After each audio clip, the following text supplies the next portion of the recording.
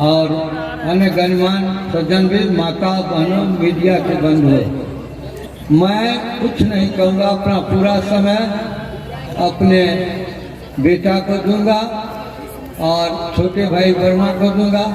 केवल दोहराना चाहता हूँ, जो 10 ईस्वी में जब मैं आंचल फैला करके आपसे भीख मांगा था, तो पहली बार इन्हें आपने विधायक बनाया, फिर आपने दूसरी बार विधायक बनाया, और इस बार कॉमर्स कॉलेज में तेजस्वी जी जाए तो उससे भी मैं अपना आंचल पसार के भीख मांगा था। जो मेरे बेटा को आप लोग मत देकर विजयी बना गए, तो मेरी अब एक लालसा 75 वर्ष में रह गई है, जिसकी मैंने केशव कन्या मंत्री बनने के समय कहा था।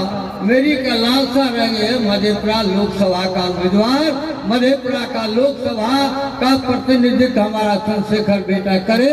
इन्हीं आशीर्वादों के साथ मैं अपनी बात समाप्त करता हूँ। मधेपुरा की धरती में पैदा किया, इसके जीव की कीमत 10 करोड़ हो गई। किसने लगाया कीमत मालूम है? जिसने हमारे पुरखा क्लब का उठा काटा। जाति के नाम पर एक क्लब हमारा पुरखा था, उसका उठा काटा। जिस विचार में जिन लोगों ने हमारे बाप, हमारे पुरखा, शानदार पुरखा एक क्लब का उठा काटा, जिस विचार में हमारे पुरखा शंभुक महाराज का वध किया, जिस विचार ने शहीद जगदेव प्रसाद का कत्ल किया, जिस विचार ने महात्मा फूले, पेरियार, अंबेडकर, जननायक कर्पूरी ठाकुर को अपमानित किया, जिस विचार ने, जिस खुराफातियों ने लालू यादव को जेल जाने पर लगातार विवश किया, जिस विचार ने हमारा भविष्य सामाजिक न्याय और समाजवाद का झंडा बुलंद करने का संकेत देने वाला तेजस्वी प्रसाद यादव को उनके गर्भगृह में ही मारने का प्रयास कर रहा है, जो जिसने उस पर मुकदमा कराया, जिसने लालू यादव जी के पूरा परिवार पर मुकदमा कराया, उनके बेटी दामाद सब पर, वही लोग, होशियार रहिएगा, वही लोग शेखर के जीव की कीमत भी 10 करोड़ लगाता। शेखर बोला 10 करोड़, हमारी बात को 2 बार बोला मोहन भागवत, 2 बार बोला मोहन भागवत। हम तो कहे कि भाई हमारे पुरखों के गलती से जातियां बनी है। जातियां ईश्वर प्रभु परमात्मा खुदा ने नहीं बनाई।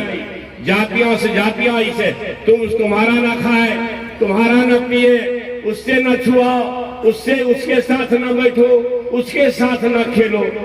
ये छुआछुई का खेल जिस शैतान ने कराया है, जिस विचार ने कराया है, हमारे पुरखे हजारों साल पहले एकलव्य भी उससे लड़े हैं। आज चंद्रशेखर का जीव काटने का फरमान भी वही लोग जारी करता है। जीव की कीमत 10 करोड़। हमने कहा पुरखों के गलती से जातियां बनी है, ईश्वर ने नहीं बनाई।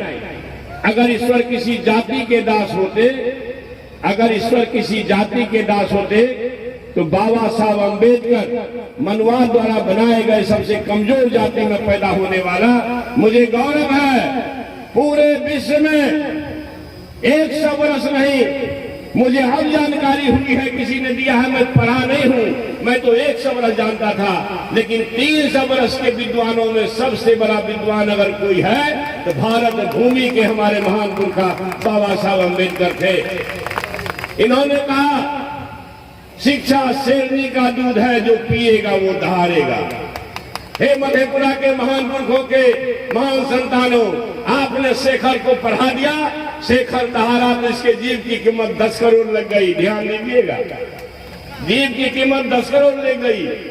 हमने कहा पुरखों के गलती से जो भी है, हमारा पुरखा है 3000 साल 4000 साल पहले की बात है, किसी जात का खिलाफ नहीं है। कोई ये मत समझिएगा कि किसी ब्राह्मण का खिलाफ है, किसी पंडित का खिलाफ है, लेकिन खिलाफ है तो पंडितवाद, मनुवाद और ब्राह्मणवाद का खिलाफ है। समाजवाद को बनाने वाले कौन लोग हैं? समाजवाद को बनाने वाला जब अव्वल आदमी इस देश में आया, उसका नाम है आचार्य नरेंद्र देव जी। वो 2 पंडित घराने के थे।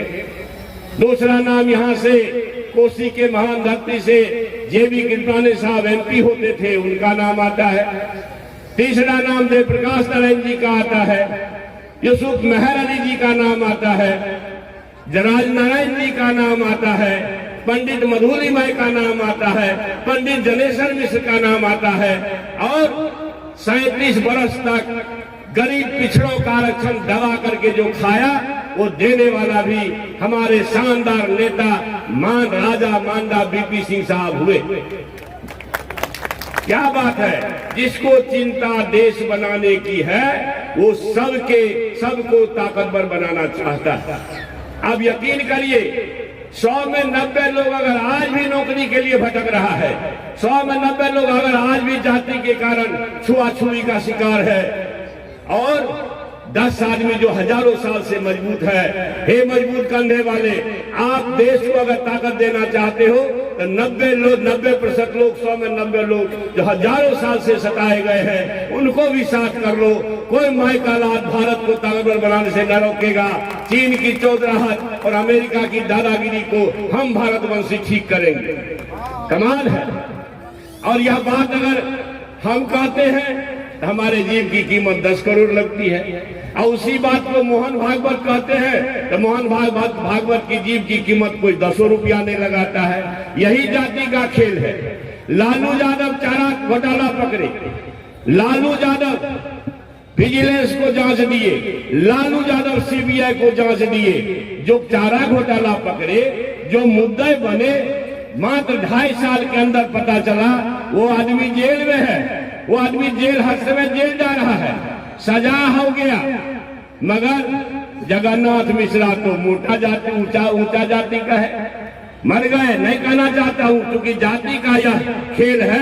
तो पंडित जगन्नाथ मिश्रा जिसके जमाने में 6 साल 7 लूट हुआ, उसको सजा भी नहीं हुआ, बेल भी हो गया। अकेला लालू प्रसाद जेल जा रहे हैं, जेल से आ रहे हैं। इसलिए जिन ताकतों ने क्लब का अंगूठा काटा, मैं फिर से दोहराता हूं, जिन ताकतों ने हमारे ज्ञान अर्जित करने वाले शूद्र सम्मुख का वध किया, जिन ताकतों ने शहीद जगदेव प्रसाद सिंह कुशवाहा का वध किया, जो ताकत जननायक कर्पूरी ठाकुर को मुख्यमंत्री रहते हुए महात्मा फूले पेरियार और अम्बेडकर साहब को अपमानित किया, लालू यादव को जो ताकत जेल भेज रहा है, जो उसके पूरे परिवार तेजस्वी यादव को फंसा रहा है, सब पर ध्यान रखिएगा। संकल्प लेके जाइएगा कि ये जो दिल्ली में बैठी हुई संप्रदायवादी नफरतवादी ताकत है, यह देश का भला करने नहीं आया है, यह हिंदू मुसलमान कराएगा और आपको लड़ाने का प्रयास करेगा। हमको गौरव है खुदीराम बोस पर, हमको गौरव है चंद्रशेखर आजाद पर, हमको शहीद भगत सिंह पर गौरव है। हम सरदार उधम सिंह के ही संतान हैं। हम सरदार उधम सिंह के संतान दलित समाज में पैदा हुआ और अमेरिका में जाकर के व्हाइट हाउस पर, लंदन में जाकर के बम गिराया। हमारा ये कहना है, हमको फक्र है अपने स्वाधीनता संग्राम के सेनानियों चंद्रशेखर आजाद, भगत सिंह जैसे सुरमाओं पर, मगर हमें गौरव है अशफाकुल्लाह खां के शहादत पर, हमें गौरव है अब्दुल हमीद के शहादत पर। मधेपुरा के महान पुरखों के महान संतानों, याद रखिएगा, अगर आप भूलिएगा तो निश्चित रूप से जुल्म होगा। मैं आपसे कहना चाहता हूँ, कोसी का इलाका मर्यादा पुरुषोत्तम प्रभु श्री राम जी सबरी के जूठ बैर खाए, मगर सबरी का बेटा जीतन बाबू मांझी मुख्यमंत्री रहते हुए दरभंगा में चले गए पूजा करने। जिन ताकतों ने पूजा करने के बाद गंगा जल से धो दिया, समझिए उसी से लड़ाई है हमारी। छोड़िए, जब हमारे मांझी साहब मुख्यमंत्री थे, इस देश के तब के राष्ट्रपति रामनाथ कोविंद साहब थे।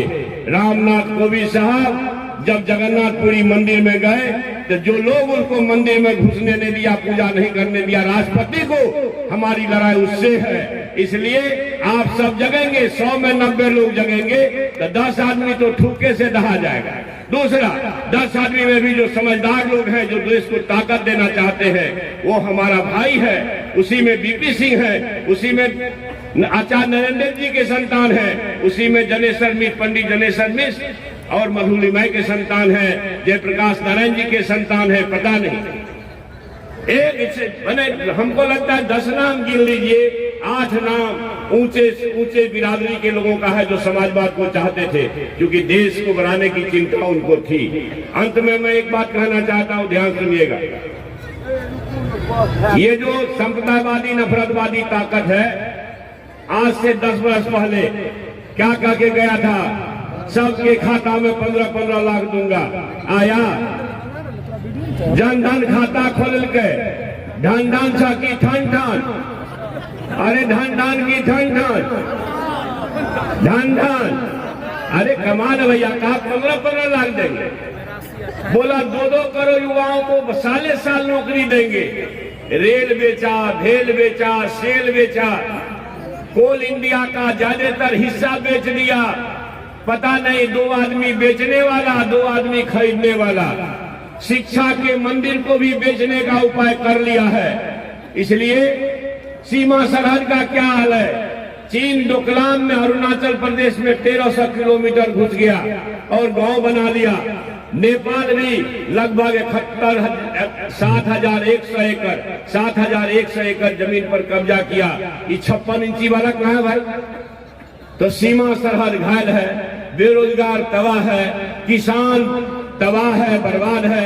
किसान को कहा था कि 2022 तक हम आपके आय को दुगुना करेंगे। भेला हो जवाहर भैया, अरे श्रीनगर भेलवा में तो नहीं भेल। कमाल मैंने बोल करके कि किसान के आय के मैंने 2022 तक दुगुना कर दे। 2022 छह की गले अद्भुत है, मतलब 24 आने वाला। इसलिए जो सरकार ने आपको रोजगार दिया दिल्ली वाला, जो सरकार ने किसानों की आय को ठीक किया, जो सरकार दिल्ली वाला कह के गया था कि 3 महीना 100 दिन में सबके खाता में 15-15 लाख, वही नहीं दे दवा। लोगों के भेले भाई देखिए एक बेर एक आया ना ठग लगे कि बस जान रहे।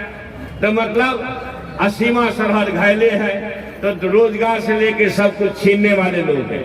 अंत में कहना चाहते हैं, मर्यादा पुरुषोत्तम प्रभु श्री राम जी सबरी के जूठ बैर क्यों खाए?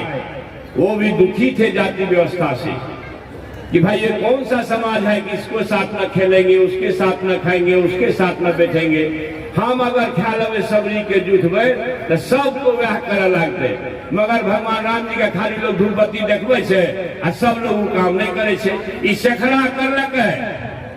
देखो ऐ सखरा के ज्ञान भला 78 से लाकर 79 में कका जाने से के बहुत लोग हेते एले या सैकड़ों लोग एले या सतमान अरविंद फल्ला चिल्ला एनून भैया के सब एले या।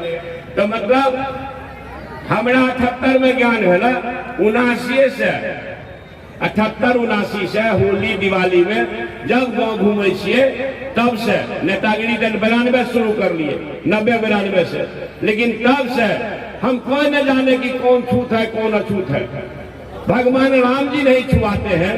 बाबा धर्मराज तो हरियाडोम से लेके मीरा साहब तक का पूजा करवाए। हरियाडोम, उदय सौ, अंडूमैल, ज्योति पासवान, आई लोग कहता है पासवान से 1.25 हाथ धरती छुआल जैसे। अरे अद्भुत है। आप समझिए हमारे जो रैदास परिवार की माँ बहन है, जहाँ लोग झांक नहीं सकता है वो प्रसव कराती है, और जब 6 दिन के बाद छठियार हो जाता है तो माता छुआने लगती है। नहीं, भगवान का इजाजत यह नहीं है।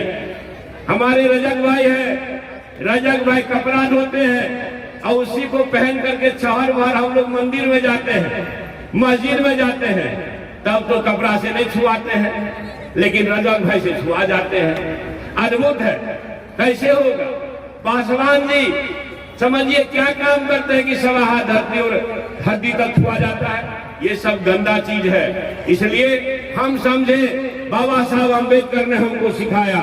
हम समझे हम लगभग 48 बरस हर जाति के, चाहे कमजोर से कमजोर जाति समाज में जो मनुवाद ने बनाया। दुनिया के देशों में 195 देश में से 188 देश में सब जाति नहीं है, मात्र 7-8 देश में सब जाति है। इसलिए अगर भगवान जी बीज लगाते जाति का तो हर दुनिया के हर कोने में लगाते। इसलिए जो भगवान नहीं किए हैं, जो भगवान नहीं बनाए हैं, उसको मानना नहीं है। जाति विहीन समाज बननी चाहिए। हम अगर हर जाति धर्म के लोग को चरण छूते रहे तो भगवान तो पहले हमको प्रोफेसर बना दिए, और फिर भगवान हमको आप लोगों के सहयोग से विधायक बना दिए, और फिर हमको आप लोगों के सहयोग से मंत्री बनने का अवसर मिला। तब समझिए जब हम छुआ देते तो चपरासी होती है।